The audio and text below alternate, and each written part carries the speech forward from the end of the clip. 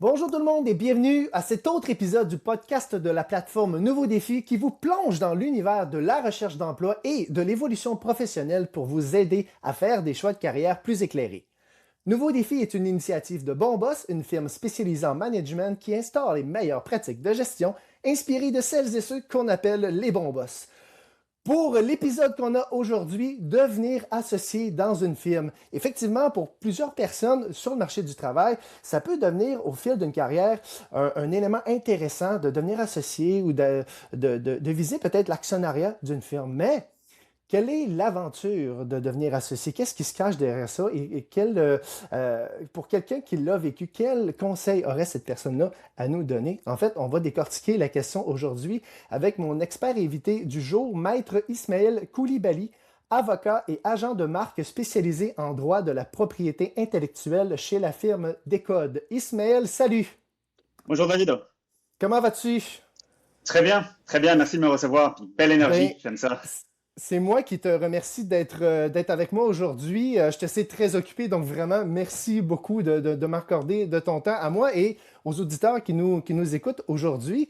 Gros sujet devant nous, devenir associé dans une firme, c'est quand même une belle évolution de carrière pour plusieurs personnes sur le marché du travail. Alors, on va aborder la question aujourd'hui, mais avant de plonger dans le vif du sujet, je t'ai introduit brièvement, mais j'aimerais ça que tu puisses prendre un moment pour te présenter ton parcours, présenter ce que tu fais aujourd'hui chez la firme Décode comme avocat en propriété intellectuelle. Oui, merci David. Donc, comme tu le disais, je suis avocat en propriété intellectuelle. Je suis membre du barreau du Québec depuis 2013 maintenant. Je suis agent de marque de commerce agréé auprès de l'Office de la propriété intellectuelle du Canada, qui est un organisme fédéral. Je suis donc associé chez Décode depuis 2021 maintenant, donc ça fait 5 ans et je suis dans ce cabinet depuis 2017. Donc, ça fait 9 ans déjà, le temps passe vite.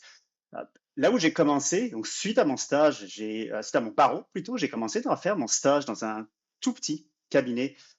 J'ai passé 4 ans et demi là-bas. Donc c'est juste le savoir dans le contexte, c'est très très compétitif de se trouver un stage en droit. J'ai eu beaucoup de chance, donc j'étais dans une pile de CV, une énorme pile de CV là que j'ai vue sur le bureau là de ma boss à l'époque.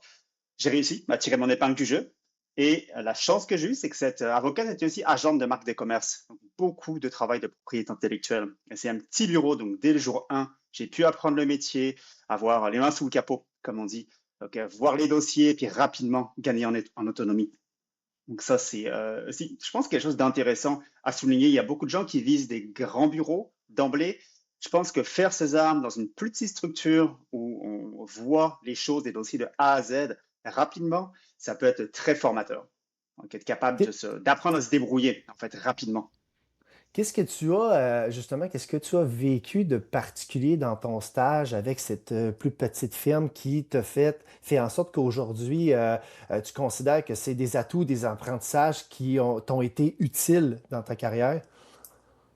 Je pense que la différence principale avec une grosse structure, c'est qu'il y a nécessairement moins de monde à qui poser des questions.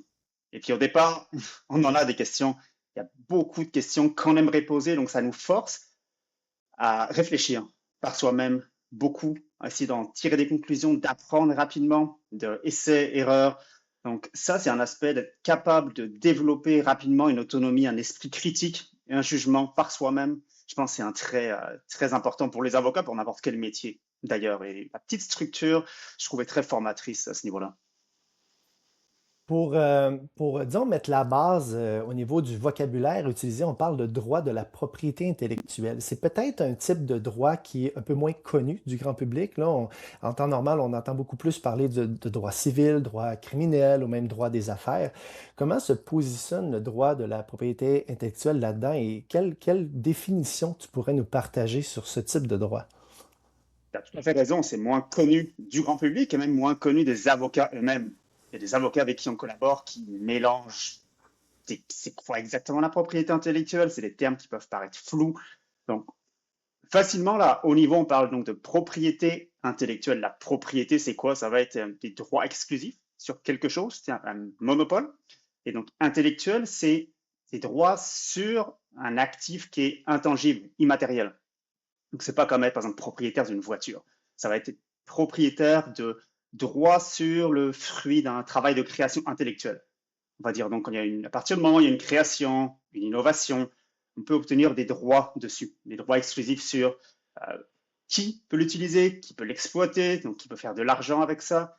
Et il y a plusieurs formes de propriété intellectuelle. Je pense que c'est ça qui est le plus important à comprendre. Donc, on parle de droit d'auteur, on parle de brevets, on parle de marque de commerce, de dessin industriel. Et puis, toutes ces formes de propriété intellectuelle visent à protéger des aspects différents d'un même objet. Donc, droit d'auteur, à très très haut niveau, là, ça protège les créations. Donc, par exemple, une création artistique, le brevet, ça va plutôt protéger l'aspect mécanique inventif d'un objet, par exemple. La marque de commerce, et on le sait tous, là, il y a des marques de commerce sur absolument tout. Donc, ça protège un logo, un mot qui est distinctif d'un produit versus des autres dans le commerce. Donc, en bref, là, la propriété intellectuelle, c'est que ça vise la protection, la défense et la commercialisation de ces éléments-là. Donc, protection, c'est comment obtenir un brevet sur l'invention, par exemple. La défense, c'est comment on va empêcher un tiers d'utiliser une marque qui porte à confusion avec la nôtre dans un domaine similaire. Et puis, commercialisation, ça peut être, par exemple, conclure un contrat de licence avec un tiers pour qu'il exploite son invention et puis obtenir des redevances là-dessus, donc monétiser son invention finalement. Donc, c'est ça en bref, là, je vais parler longtemps là-dessus, mais à très très haut niveau, là, c'est ça qu'on parle quand on parle de propriété intellectuelle. Donc, c'est pas un type de droit qui est exclusif au domaine des affaires avec, par exemple, les marques de commerce, avec le logo d'une grande bannière, le nom, la couleur. Ça peut être aussi quelqu'un, monsieur, madame, tout le monde, qui a une idée d'une invention ou qui crée, par exemple, justement une création littéraire, un roman ou faire de la musique. Donc, ça peut rentrer également dans ce type de droit-là aussi, là. Tout à fait, en fait, c'est un grand terme chapeau, la propriété intellectuelle. Ça touche tant à l'industrie par exemple, à l'ingénierie mécanique. Ça peut aussi toucher à la création, comme tu le disais, littéraire, artistique. Ça peut toucher au commercial pur. Donc, il y a de la propriété intellectuelle finalement dans tous les secteurs d'activité. Et que ça touche autant monsieur, madame, tout le monde, qu'une grande entreprise, qu'une petite start-up, que des organismes gouvernementaux. Puis c'est d'ailleurs le type de clientèle qu'on a là, c'est très très varié en termes de mandat, en termes de projets sur lesquels on travaille, puis en termes de clientèle aussi. Qu'est-ce qui t'a amené à t'intéresser au droit de propriété intellectuelle? Est-ce que durant tes études, c'était quelque chose que tu savais d'emblée vers laquelle tu voulais aller, ou c'est quelque chose que tu as découvert justement peut-être dans ton stage et tu t'es dit, ah, c'est intéressant, j'aime ça, je vais aller vers ça? C'est un peu les deux, je dirais, OK. parce que j'avais des cours en propriété intellectuelle, les cours à la carte, je peux les choisir. Et puis, à l'époque, j'avais choisi propriété intellectuelle sans trop savoir exactement ce que c'était, mais je trouvais que ça sonnait bien. Donc, j'ai fait, OK, on va choisir ce cours-là à la maîtrise que j'ai faite. Donc, j'ai fait une maîtrise en droit des affaires en France et ensuite au Québec. Et dans le cadre de ces deux maîtrises-là, il y avait une offre de cours en propriété intellectuelle. Propriété intellectuelle et droit des technologies. Donc, j'ai suivi ces cours. Puis de fil en aiguille, ça m'a amené donc à être pris pour un stage parce que j'avais un profil qui était peut-être un peu plus intéressant, un peu plus déjà spécialisé, vu que j'avais déjà fait ces cours-là. Et donc, ça m'a permis de faire ce stage-là. Puis de fil en aiguille, j'ai passé des certifications en propriété intellectuelle aussi. Il y a par exemple l'Université McGill qui en offre, l'Université Osgoode aussi, de l'Université York à Toronto. J'ai passé des examens d'agent de marque. Puis ça, de fil en aiguille, on se spécialise et puis on en fait de plus en plus jusqu'au point où on peut être considéré comme un spécialiste. Mais ça s'est fait donc un peu par hasard au départ. Et puis après, ça s'est révélé comme une évidence et puis un peu par élimination aussi parce que je trouvais que c'était ce qui avait vraiment de loin le plus intéressant pour moi. Donc tout ce qui touche à la création, à l'innovation, c'est très stimulant, très varié aussi. Et puis, je ne retrouvais pas ça dans les autres types de droits. Donc, je me suis dit, OK, on y va all-in là-dedans. Et puis, et ça, je n'ai pas regardé en arrière depuis. Est-ce que tu dirais que c'est un type de droit qui permet justement un petit peu plus disons, d'innovation, de créativité par rapport à un droit peut-être plus très, très encadré, je ne sais pas moi, du droit civil ou du droit criminel, par exemple? Donc, du droit fiscal, par exemple, comme Ouais. quoi qu'on peut être créatif fiscalement, là. Mais donner un exemple, j'ai accompagné des clients dans le cadre de litiges de marque de commerce où il fallait faire un rebranding suite à un litige. Et puis, ce que j'ai fait, c'est que je me suis assis à table avec les clients pour les aider à trouver une nouvelle marque. Et puis ça fait jouer, tu as l'impression d'être dans l'équipe créative de branding pour essayer d'arriver à une nouvelle marque. Et puis finalement, c'est une expérience super plaisante parce que les clients ont finalement décidé de choisir la marque que je leur avais proposée. On en mettait plein sur la table et puis ils ont dit, OK, ça c'est vraiment bon. Et puis, donc, j'ai participé au processus créatif directement avec le client. Donc, ce genre de choses-là, par exemple, ouais, définitivement, là, on sort un peu, on a plusieurs casquettes. Il y a la casquette, oui, de l'avocat, du conseiller juridique, mais un peu la casquette du conseiller d'affaires, créatif, quelqu'un qui, c'est pour ça, ça revient aussi à ça, c'est important de bien comprendre, c'est qu'est-ce que le client fait, c'est quoi son industrie, c'est quoi ses réalités, et puis être capable de s'arrimer à ça pour proposer des solutions qui peuvent être innovantes. Donc, c'est cet aspect-là. On n'est pas obligé de le faire, mais si on peut le faire, je pense que la propriété intellectuelle donne quand même la place à l'avocat pour s'exprimer. Oui, c'est aussi des précieux conseils pour la personne de l'autre côté qui a besoin justement d'enregistrer sa propriété intellectuelle. Mhm. Ouais. Tu parlais tout à l'heure, tu as dit justement que tu étais aussi agent de marque. Est-ce que tu pourrais nous expliquer rapidement la différence entre avocat et agent de marque? Est-ce qu'un agent de marque doit être d'abord avocat ou on peut être agent de marque sans être avocat? Et c'est quoi la distinction entre les deux? Ouais, c'est une très bonne question parce qu'en effet, donc on peut être agent de marque sans être avocat. C'est une formation, il faut une formation de 2 ans sous la supervision d'un agent de marque, après passer un examen extrêmement difficile. Là, je pense, je me souviens que c'était à peu près 15% de taux de passage à l'époque où moi je l'ai Oh passé. wow, quand même. Donc, on devient, en étant agent de marque, mandataire autorisé auprès de l'Office de la propriété intellectuelle du Canada. Donc, on peut représenter des clients devant cet office-là. Donc, principalement, c'est que ça permet d'aller enregistrer, donc aller faire des procédures d'enregistrement de marques de commerce, des procédures contentieuses administratives aussi auprès de cet office-là. Donc, on peut accompagner les clients. C'est vraiment un rôle juridique qui ne nécessite pas d'être avocat. Donc, en ayant les deux casquettes, c'est sûr que ça me permet d'apporter un certain degré d'expertise aussi, puis d'offrir un plus large éventail de services à mes clients. Mais l'agent de marque de commerce comme tel est un professionnel juridique qui va accompagner ses clients. Puis c'est je pense, un type de travail plus administratif, on va dire, puisque l'office, c'est un office fédéral devant lequel il y a beaucoup de démarches administratives à accomplir pour pouvoir, si je prends l'exemple, obtenir un certificat d'enregistrement de marque de commerce. Intéressant ça. Et puis bon, pour en arriver justement là, avec ton expérience chez Décode, est-ce que tu pourrais nous expliquer un petit peu l'histoire de Décode, comment tu es arrivé là et ce que propose aujourd'hui la firme là, pour ses clients? Je suis arrivé là. Ça, je pense, c'est un point toujours très important à souligner parce que ça souligne la force des relations. Et puis, qui te connaît et puis qui va aussi travailler dans ton sens pour t'aider dans ton cheminement.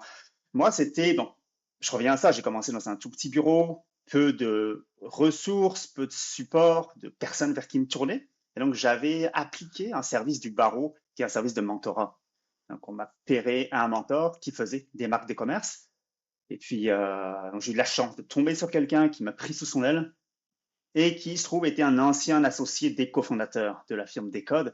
Et Décode, à l'époque, était un cabinet avec un focus 95% brevet. Donc, il y avait pas d'avocats, très peu de services de marque de commerce. Ils voulaient étendre leurs services à des marques de commerce, à des services juridiques. Et puis, donc c'était principalement des ingénieurs et des personnes en sciences de la ville qui travaillaient chez Décode à l'époque.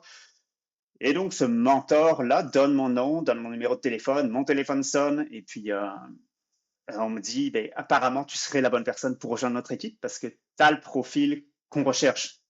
Et puis, sans ça, on ne serait jamais tombé sur moi. Et puis, comme quoi, mon mentor a vu juste. Et puis, j'ai commencé là-bas, c'est ça, sauté à pieds joints. Puis depuis, c'est ça, ça a vraiment marché. Je suis arrivé avec à peine 4 années d'expérience. C'était pour le coup un nouveau défi, c'est le cas de le dire. Et puis la barre était haute. Et c'est comme ça que j'ai commencé là avec quasiment zéro client, zéro visibilité, mais beaucoup d'envie et puis une confiance qu'on portait en moi, que c'est avec une certaine forme de pression aussi pour performer et puis pour être à la hauteur. Donc, c'est comme ça que ça a commencé. Le cabinet comme tel, donc il s'appelle Decode, mais c'est un rebranding qui a eu lieu en octobre 2025. Donc, ça a été fondé sous le nom de Benoît et Côté à l'époque, du nom des cofondateurs. Fondé en 2009, c'était deux associés d'un grand cabinet national. Ils ont commencé à deux, avec peut-être deux, trois personnes qui étaient avec eux, donc un tout petit bureau qui est rendu maintenant à 35 personnes. On est un cabinet multidisciplinaire, ça veut dire que c'est un cabinet composé d'avocats, d'agents de brevet et d'agents de marque de commerce. On couvre toutes les technologies, tous les secteurs d'activité. Et comme je le disais tout à l'heure, on dessert autant des PME que des inventeurs solo dans leur garage, par exemple. Puis ça, c'est pas un mythe, là, ça existe, il y en a plein. C'est le type de clients qu'on dessert aussi.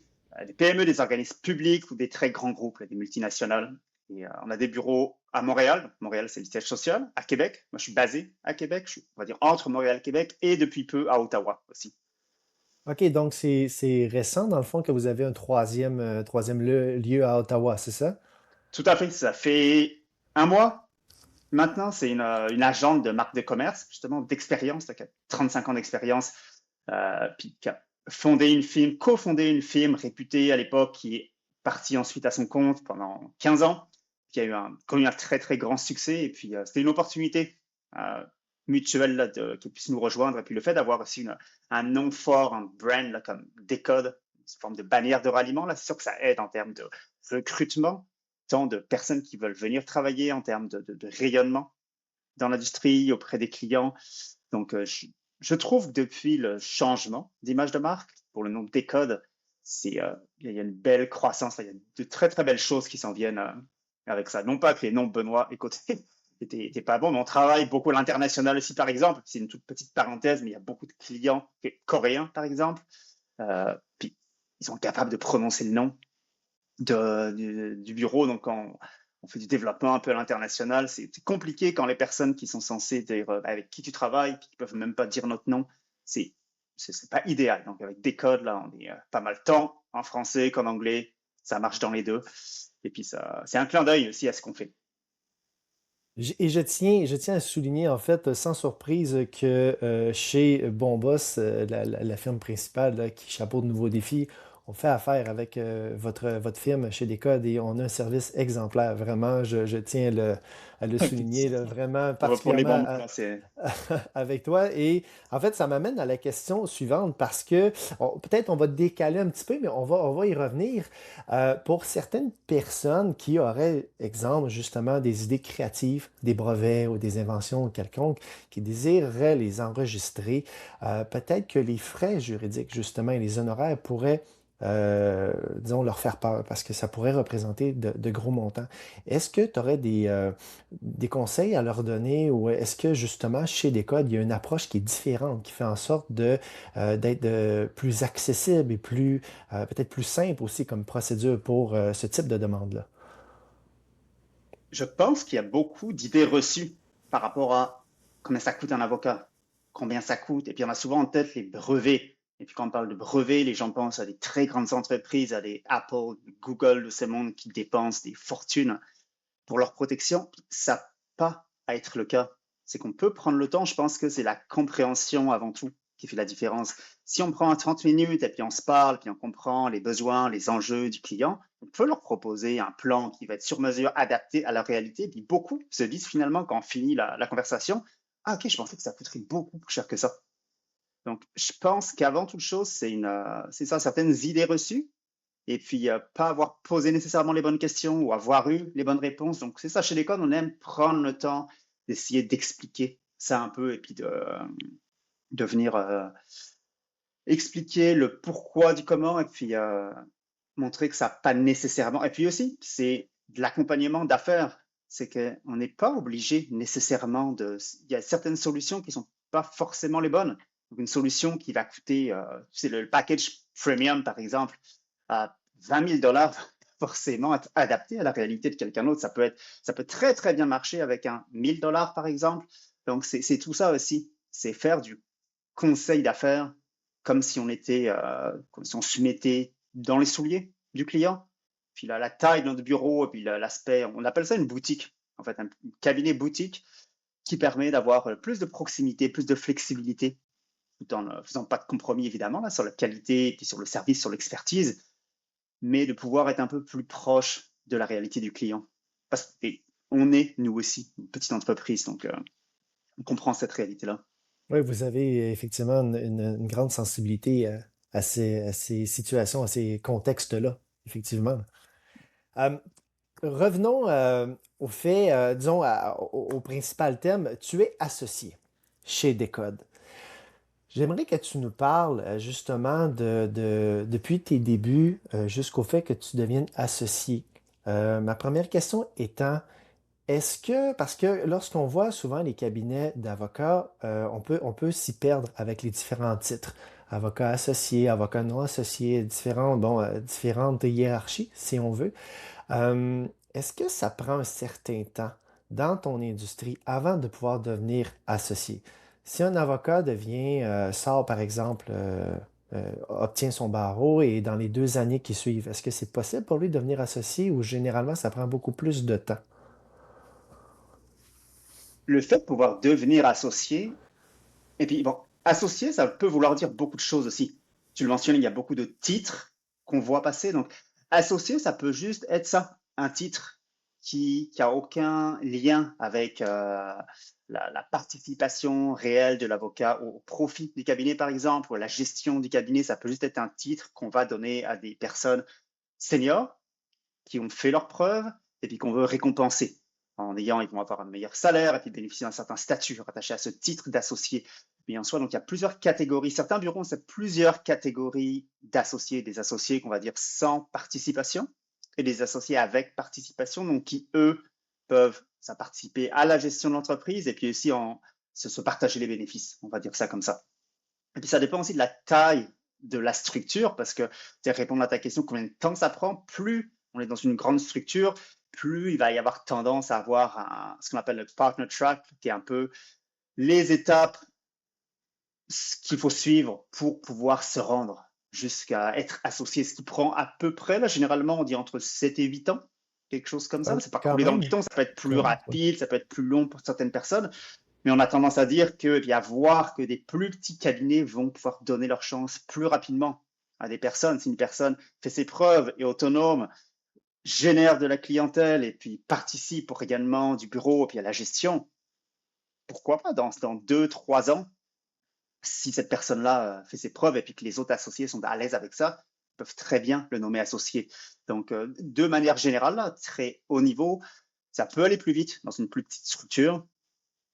Et oui, ça peut prendre plus de temps et être plus difficile aussi à devenir associé dans une grande structure parce que ça va prendre il y a souvent des métriques qui sont prises en considération. Mm. On peut devenir associé dans un grand bureau si on facture au moins tant de centaines de milliers de dollars par an, alors que ce seuil-là va être plus bas, nécessairement dans un plus petit bureau. Donc, c'est tous ces éléments-là à prendre en considération. Puis la question, ça va être de se dire, où est-ce que je me vois, dans quel type de structure je me vois, puis je peux faire ma place, dans laquelle je vais m'épanouir, être le mieux. Et toi, justement, parle-nous de ton vécu, là. Comment ça s'est passé que tu passes pardon, que tu passes d'un statut de non-associé à celui d'un associé? Comment c'est arrivé, ça? Ouais, bah, j'étais salarié quand je suis arrivé là-bas. Et donc, je suis devenu, puis quand on dit associé, donc là, je suis actionnaire. Donc, Decode est une société par action. Donc, je détiens des parts au capital action et donc, je bénéficie de la plus-value de l'entreprise. Donc, je touche des dividendes aussi sur les profits réalisés par l'entreprise. Et donc, j'ai tout intérêt à participer à la croissance de l'entreprise. La manière dont ça s'est passé, comme je le disais, ça fait 5 ans que je suis associé, donc je suis arrivé en 2000. Ça a mis 5, c'est ça, ça a mis, je pense, 4, 5 ans, disons, en sachant que j'avais déjà à peu près 3 ans et demi, 4 ans d'expérience avant, donc c'est à peu près dans le ratio là, normal pour devenir associé. Et c'est jamais quelque chose que j'ai cherché ou qui était sur mon radar. Et certaines personnes, c'est l'objectif qu'ils ont en tête quand ils commencent au jour 1, c'est je veux me rendre à devenir associé. En arrivant chez Decode, ma démarche était plus de dire au début par survie, par instinct de survie, c'est comme je te le disais, j'arrive quasiment sans clientèle et puis encore en début de carrière, donc c'était juste il faut que je puisse manger. Donc, il faut que je me trouve des clients, il faut que je développe mon expertise. Donc, c'est plus sur ces aspects-là que je me suis concentré au départ. Et c'est souvent ce qu'on dit quand on fait quelque chose pour les bonnes raisons, sans nécessairement penser à l'objectif à tout prix. Les choses se mettent en place progressivement. C'est ce qui s'est passé. En fait, j'ai jamais demandé à devenir associé. C'est quand les associés de l'époque sont arrivés vers moi à un moment donné en en me proposant ou en mettant sur la table la possibilité de le devenir. Parce qu'en fait, j'ai réalisé que je me comportais comme tel depuis des années. Quand on parle en bon français, là, le ownership mentality, tu fais les choses, mais comme si c'était ton propre bureau. Donc, je commençais à développer du travail pour m'occuper, oui, moi, mais ça a commencé à en générer pour d'autres. Après, je m'impliquais sur des conseils d'administration, des comités de direction, j'assistais à des événements, je donnais des conférences, des congrès, je faisais des publications. J'écrivais beaucoup, j'étais très actif sur LinkedIn aussi. J'ai essayé de faire des mises en relation de personnes avec d'autres personnes du bureau. Donc, ça crée beaucoup de visibilité pour le cabinet. Et puis, c'est ça devenu une sorte d'ambassadeur un peu du cabinet. Et j'ai développé aussi tout le volet marque de commerce légal qui n'existait pas à l'époque.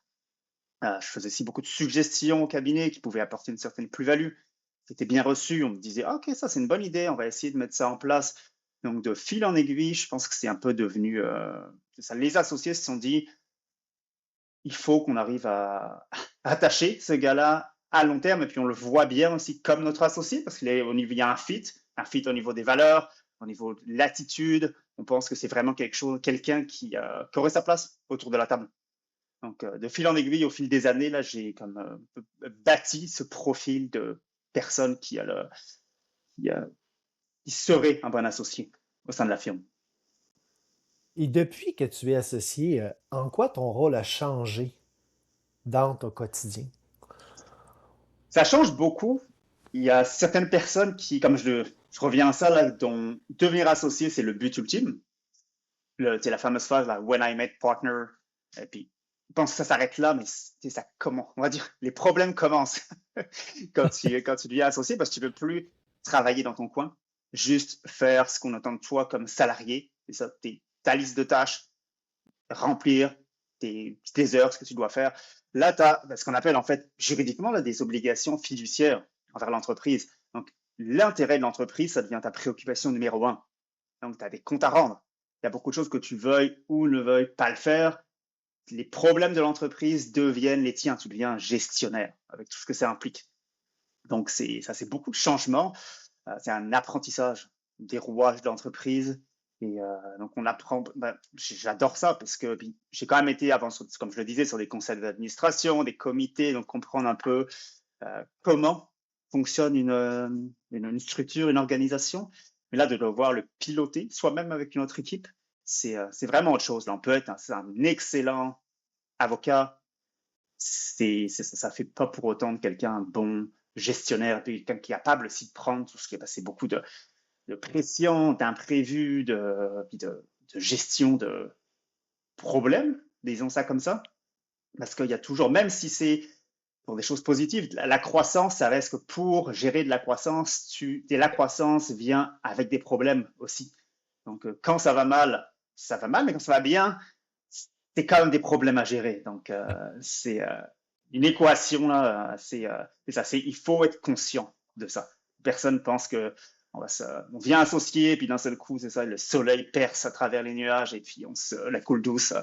C'est, c'est,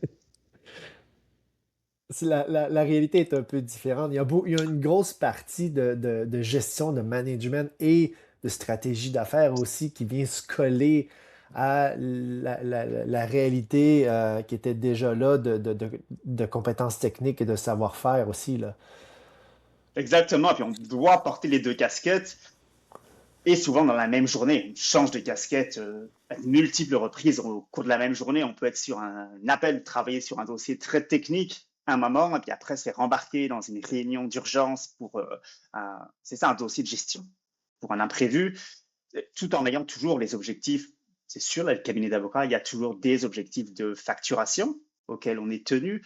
Donc, la réalité est toujours là, mais en plus de ça, s'ajoute une autre couche c'est ça, de gestion tant des affaires de l'entreprise que des personnes. Il y a un aspect, c'est ça, de ressources humaines aussi. Nous, on est par exemple une petite équipe, on est 6 associés, donc il n'y a pas de personne dédiée. Oui, il y a une personne dédiée comme telle aux ressources humaines, mais elle fait son travail avec nous.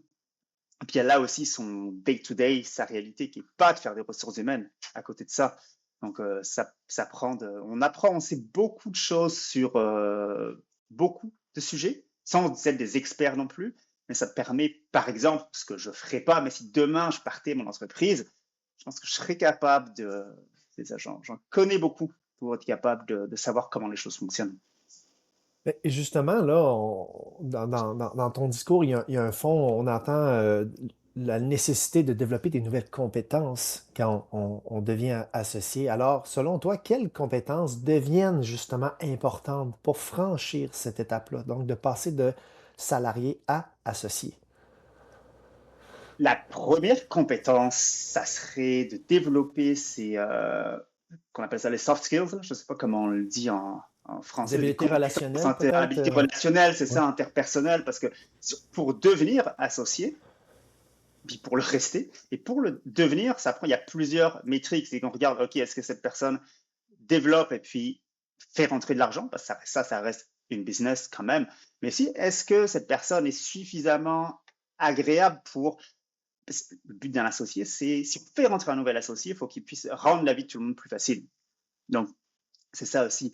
Donc, c'est compétences interpersonnelles pour devenir associé et pour, au jour le jour, euh, parler avec tes associés, pouvoir gérer des dossiers, comme je disais, qui peuvent être difficiles, pour pouvoir gérer des problématiques de ressources humaines aussi, qui peuvent être sensibles.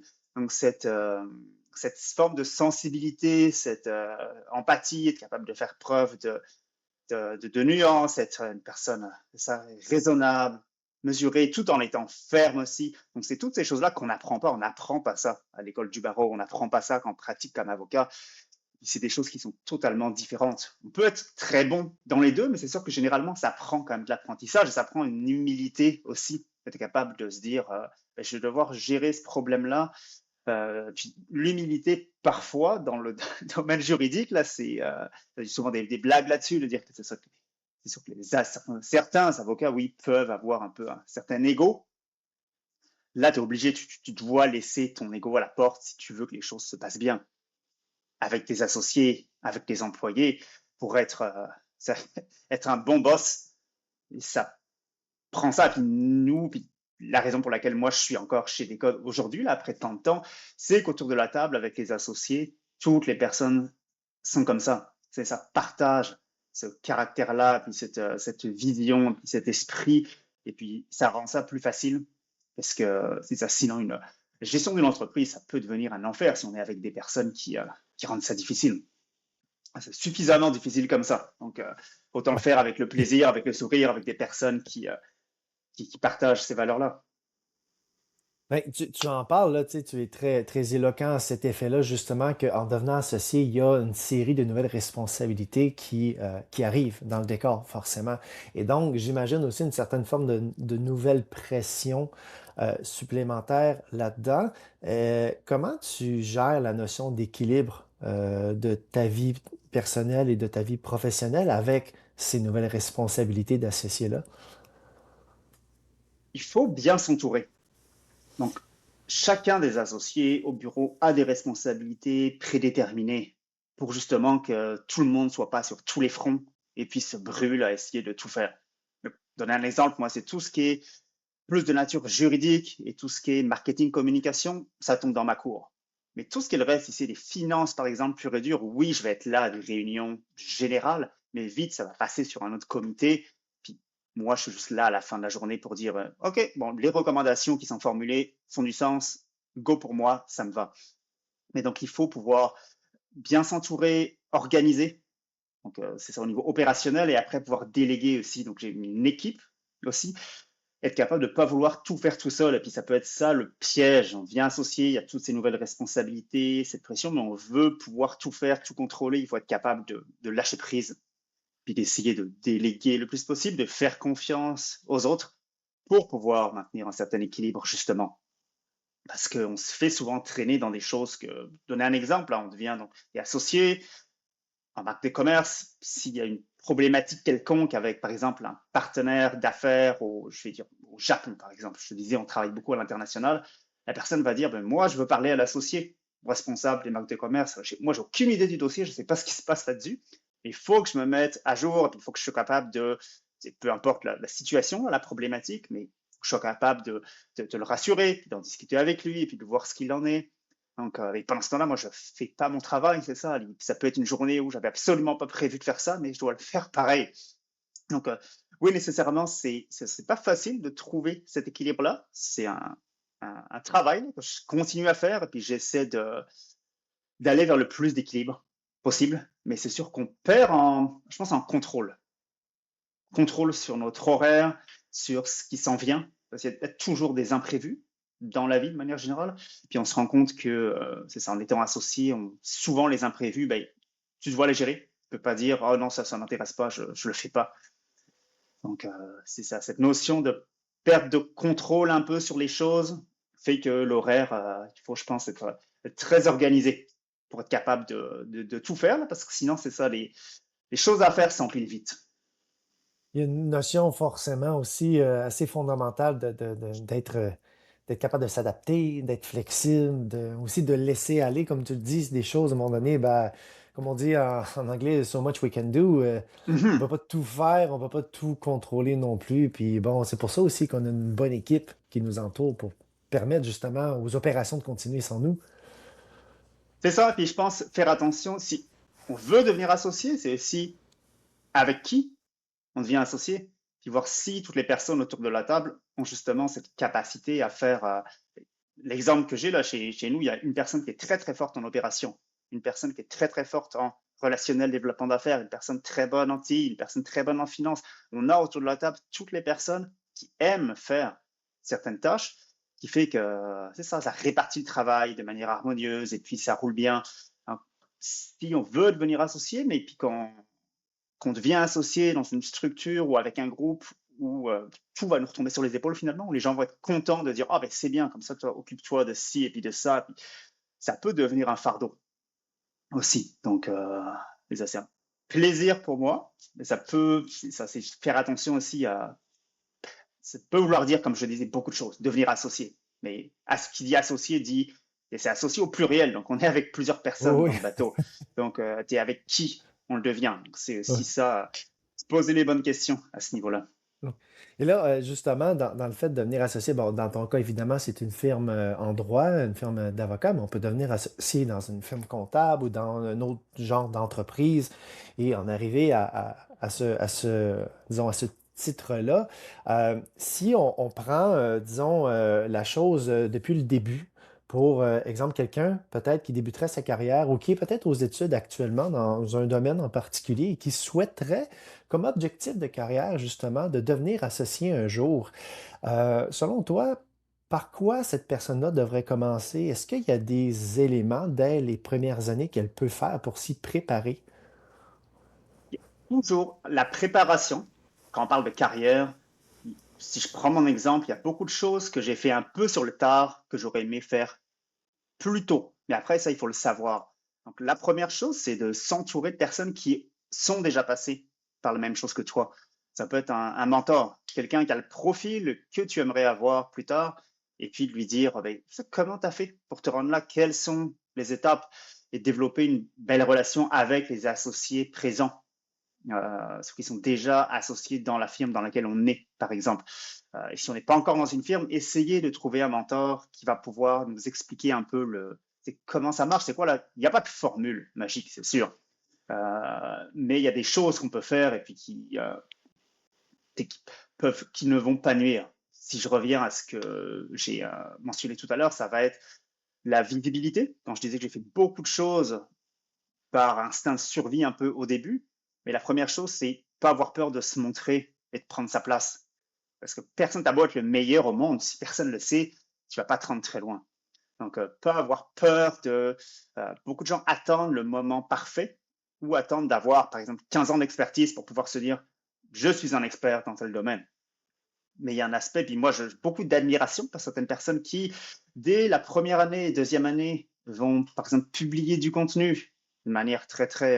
Ça vont prendre ces risques-là, de se mettre de l'avant en disant, par exemple, je lance un blog ou je publie sur LinkedIn toutes les semaines sur la propriété intellectuelle, ça peut être n'importe quoi, comme tu disais, ça peut être la comptabilité, tu peux être associé dans une firme de branding, peu importe c'est quoi l'expertise ou le sujet, peut être capable rapidement de se positionner sur des sujets puis de se faire connaître comme étant une personne dans ce domaine-là.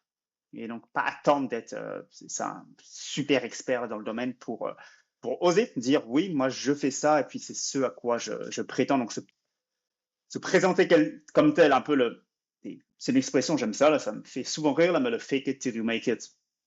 Il y a un peu de ça. Tu es quand même obligé un peu de passer par là. Je pense que c'est une bonne chose au moins de garder ça en arrière de la tête. Donc, c'est ça, se montrer, prendre sa place.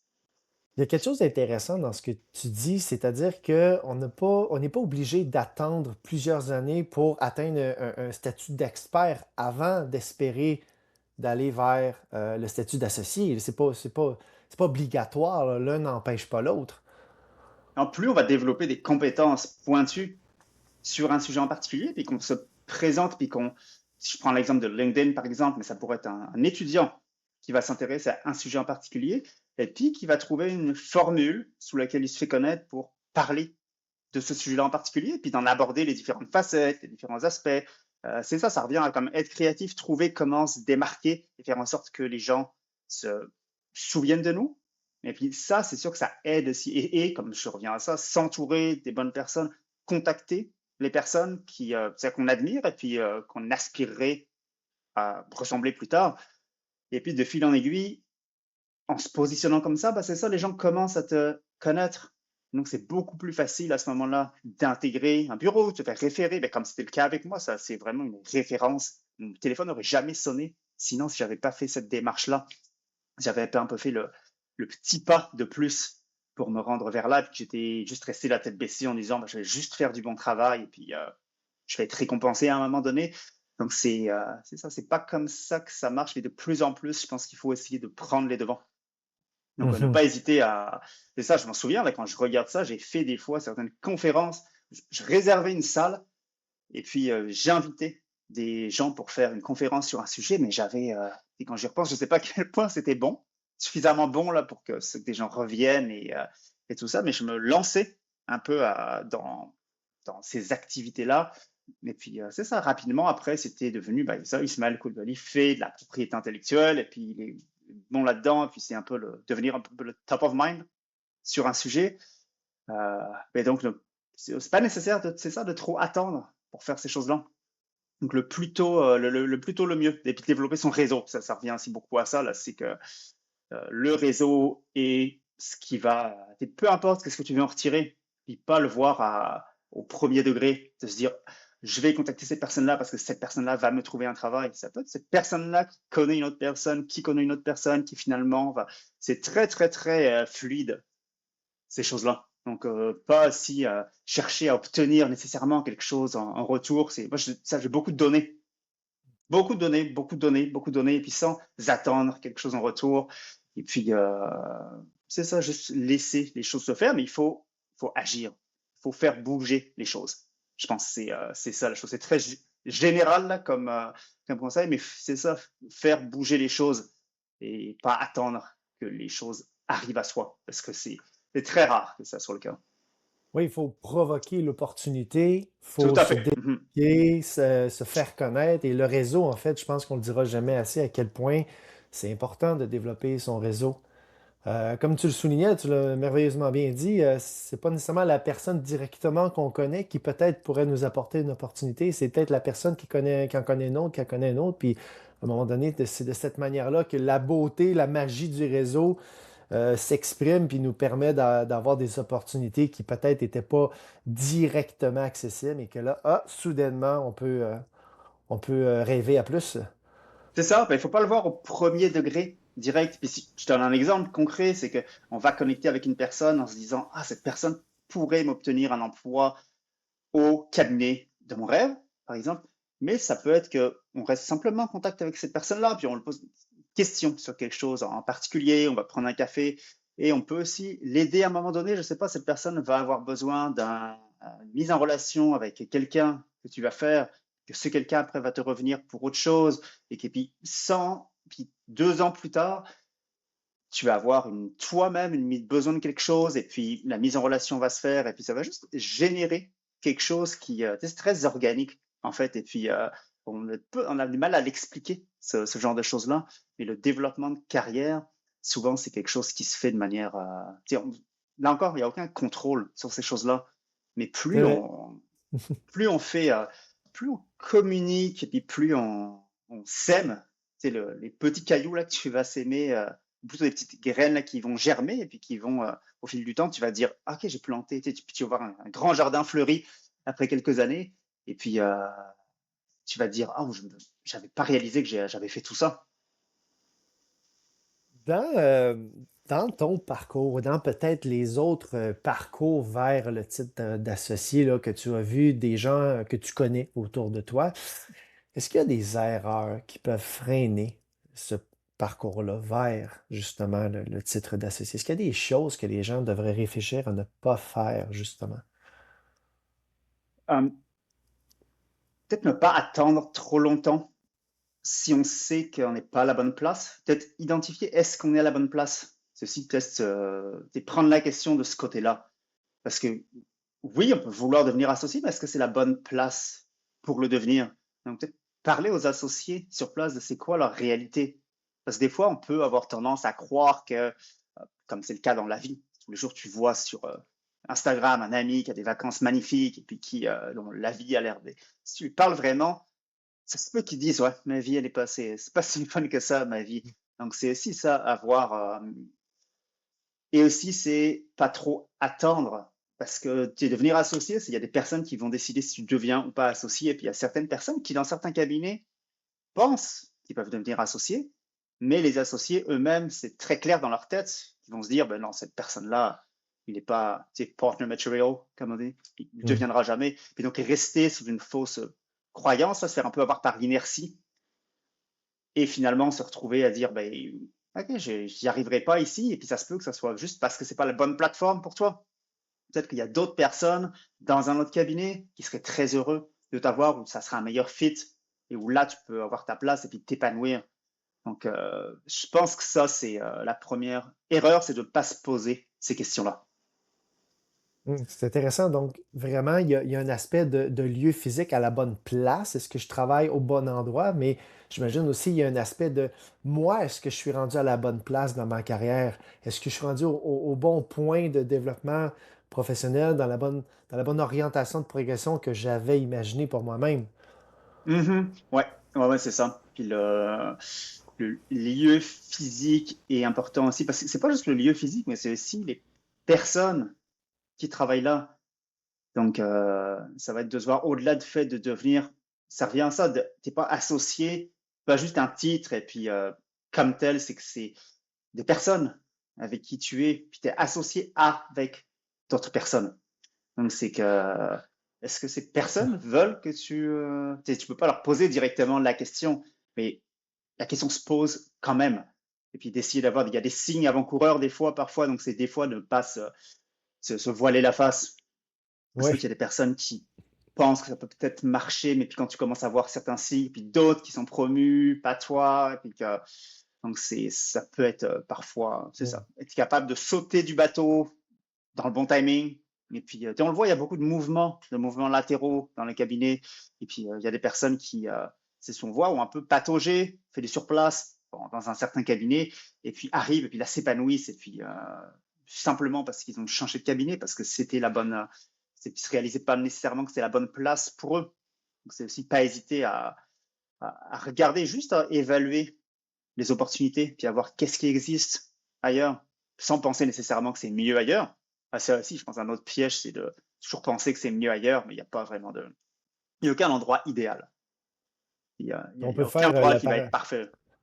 On peut faire le parallèle, par exemple, avec les équipes sportives. Justement, il y a un joueur qui a beaucoup de talent, peut-être brille moins dans une équipe, décide de changer d'équipe et là, soudainement, se révèle comme étant un grand joueur quelconque. On le voit beaucoup au hockey, ça se passe ailleurs et également dans d'autres types de sports. Donc, c'est un Ah, peu aussi la exactement. même chose, là.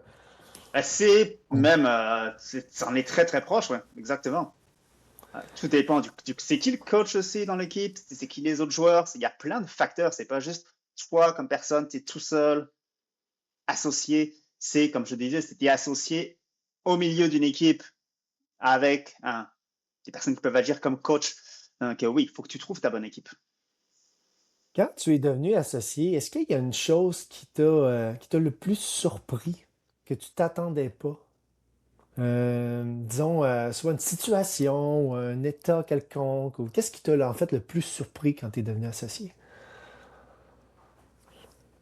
Hmm. Ce qui m'a surpris, puis c'est juste une anecdote là, c'est drôle, quand je suis devenu associé, donc la première chose que j'ai fait, c'est changer mon bloc signature, tu sais, pour avoir le associé sous ton nom. Et Oui. puis là, c'est ça, après, t'imprimes un courriel et puis tu dors avec la nuit, tu mets sur ton oreiller.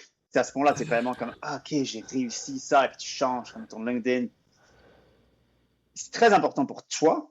Tu dis, ah, je suis associé maintenant, tu sais, les choses sérieuses commencent. Ce qui est drôle, c'est que beaucoup de gens, en fait, c'est beaucoup plus important pour toi que ça va l'être pour les autres de manière générale. Puis souvent, on se rend compte que les gens s'en fichent. Et si je veux dire ça de manière très, très générale, là, et puis les gens s'en fichent pas mal plus que ce que ça importe pour toi.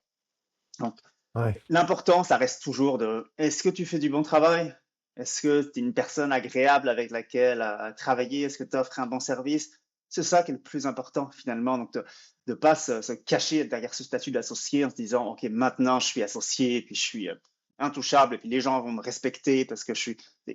Ça reste que ça. Il n'y a pas grand-chose qui change finalement à ce niveau-là. Tu restes un professionnel, tu dois faire ton travail et puis le respect, tu le gagnes à travers c'est ça, à travers le travail que tu fais et puis à travers ton attitude. Donc c'est des fois penser, puis j'étais ça, pas victime de ça, mais j'ai pensé que quand tu es associé, les gens te voient d'un œil différent. Ça, c'est pas nécessairement le cas. Ce que ça peut faire, c'est oui, avoir peut-être un peu plus de poids, de crédibilité si tu vas écrire un courriel et que tu dois trancher quelque chose. Un client va plus se dire ah oui, il est associé, il doit savoir ce qu'il Hmm. dit. Peut-être un peu ça, mais ça peut ne pas être le cas là. Donc, Donc, il y a une certaine différence dans la perception professionnelle qu'on peut avoir de soi-même versus celle que les autres ont de nous, justement. ouais, c'est ça. Mais ça peut donner un boost de confiance, il y a peut-être ça. Ça, c'est un aspect, je pense, qui est C'est intéressant, important, qui ça. mérite d'être souligné, c'est que tu pratiques en sachant que tu as le poids d'un titre en arrière qui vient un peu appuyer tes propos finalement et puis venir leur donner une certaine forme de crédibilité, même si c'est juste toi qui le penses, ça aide, ça vient donner une certaine aussi, confiance et puis ça se retranscrit aussi dans ce que tu vas dire. T'as souvent des jeunes avocats qui vont par exemple dire, alors qu'ils peuvent savoir la réponse, ils vont être dans un exemple, une rencontre client. Il va y avoir un associé et puis deux plus jeunes avocats. Et puis l'associé doit partir, et puis le client va continuer à poser des questions. Et puis tu vois des jeunes avocats qui vont patauger un peu et puis se dire ah, je ne suis pas sûr d'avoir la réponse à cette question. L'associé qui serait là, qui n'aurait pas nécessairement la réponse à cette question, va peut-être agir d'une manière et c'est ça, avec plus de confiance ou va le tourner d'une certaine manière. Il ne va pas nécessairement donner une réponse sur le coup, mais essayer de retourner ça, reformuler, essayer de poser d'autres questions, donc ça donne c'est ça, certaine forme de confiance que c'est ça, des avocats non associés vont peut-être se dire ah je suis pas encore associé là, si je dis quelque chose, ça va peut-être pas être pris au sérieux, crédible. Euh, Puis de dire on va attendre que l'associé se prononce là-dessus.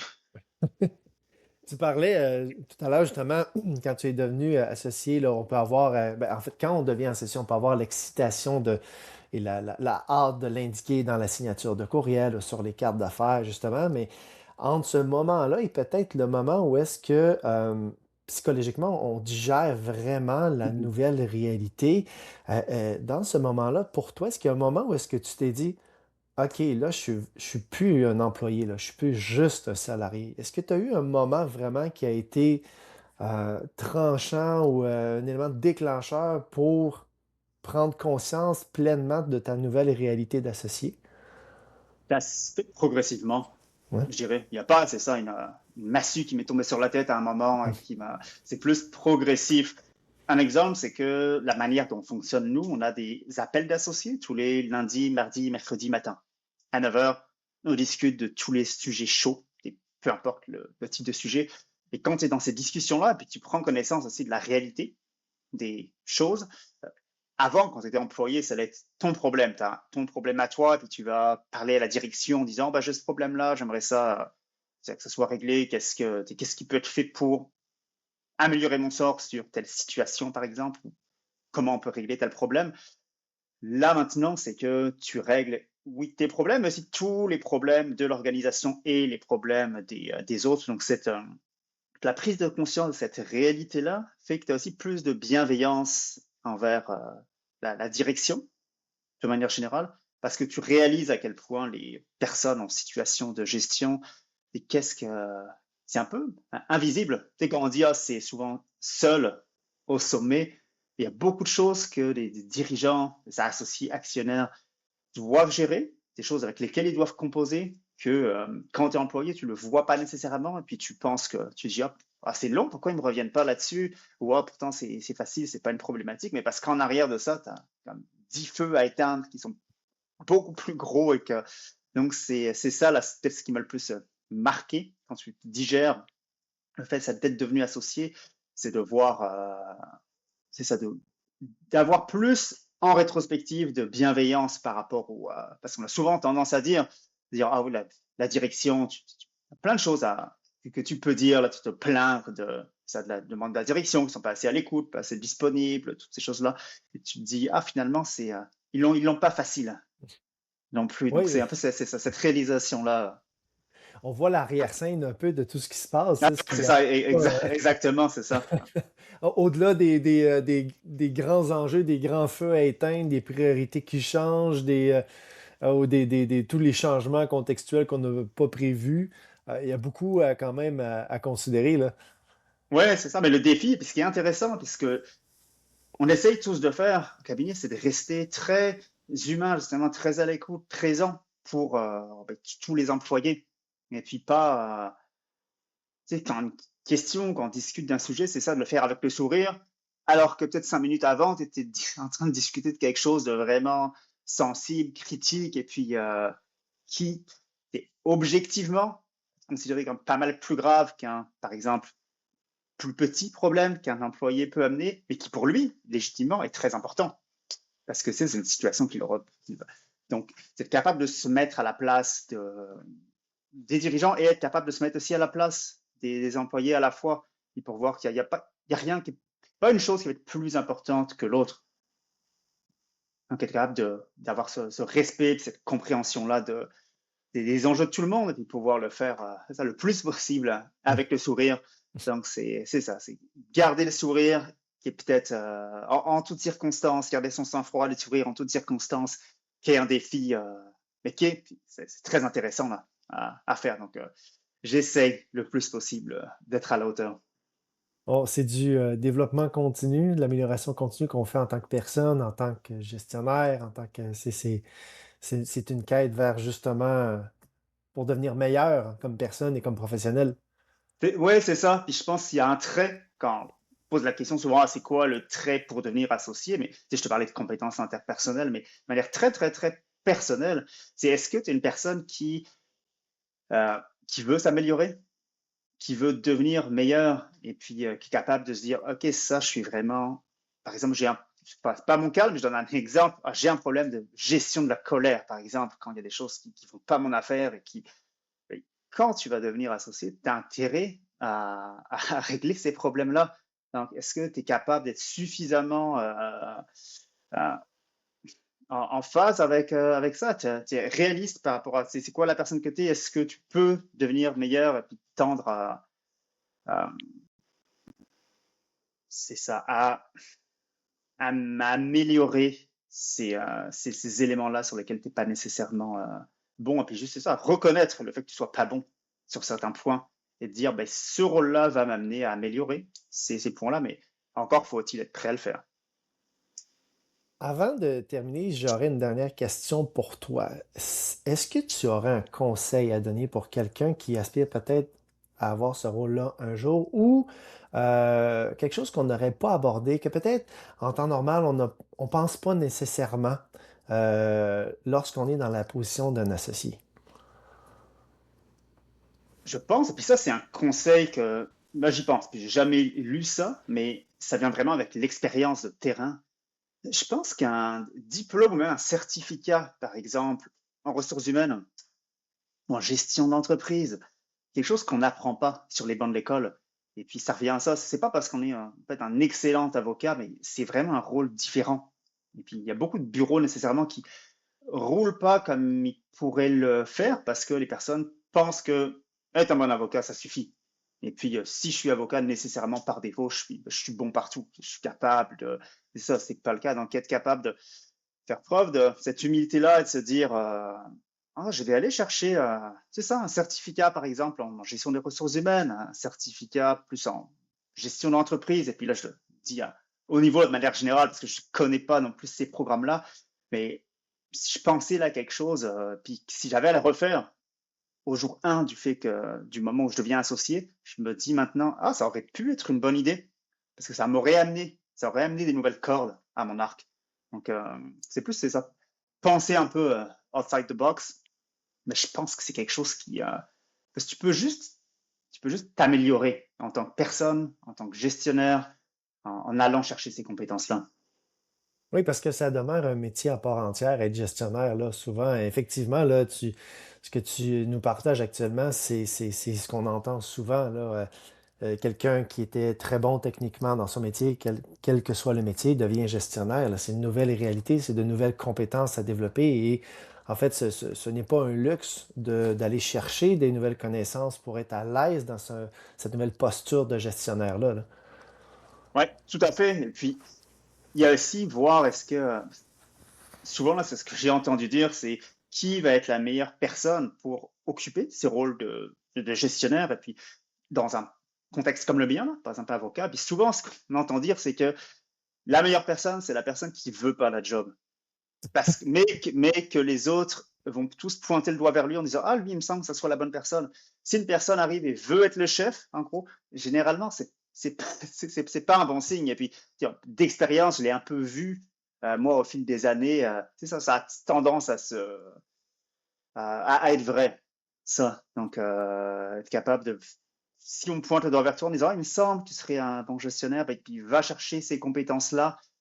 Puis en disant ça, ça m'amène à me dire, tiens, je vais regarder, ça va commencer à regarder ces programmes-là. Là, c'est une petite formation à côté, formation supplémentaire. C'est sûr que ça pourrait aider. Puis c'est ça, faire de toi un meilleur gestionnaire et puis finalement un meilleur avocat. Parce que c'est ça, c'est pas juste une casquette, là, il y a plein de facettes à ça. Donc, nécessairement, plus tu développes des compétences, plus tu deviens un meilleur professionnel à tous les Mais oui, égards.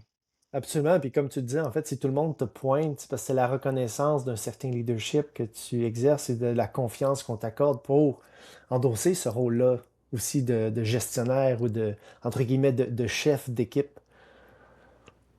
Ouais, c'est ça. Ben, ça revient c'est la personne qui va dire oui, moi je suis un leader.